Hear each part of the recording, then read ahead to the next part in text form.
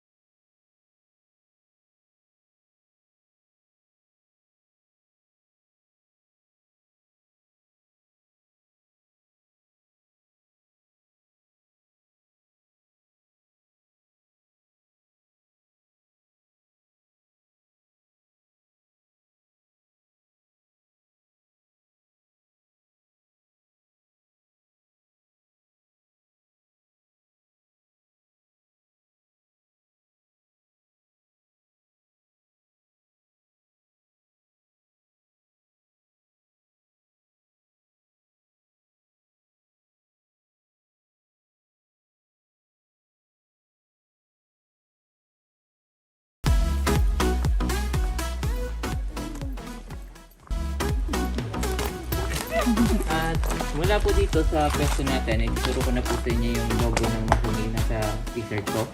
Tingin lang ma'am ng diretso, di ba? Ayun. Yung huling bato na pinakataas, mukhang tao na nakasave yun nakaharap dun. Kita niyo po. Ay, oo nga. Ayan o. Sige po pa yung logo. Natural po yan na Tingin ba talaga? hindi kasama yung utong ko. Sa pala eh. Sa pala. Wala doon. At yun, dito lang po natin siya makikita ng maayos kasi pag alis natin dito, hindi na natin makikita yung ganyang itsura niya. Natural po yan na rock formation. Tawag namin dyan haring bato. Kasi kung pagmamasdan natin, para talaga siya may corona sa ulo. Di ba? At itong bakal na to, ito po yung ginamit dati noon ng mga nag-illegal logging. Kinabit nila sa chainsaw para makaputol ng mga malalaking puno. Iniwan nila ito dito noon nung panahon inaayos po namin tong trail.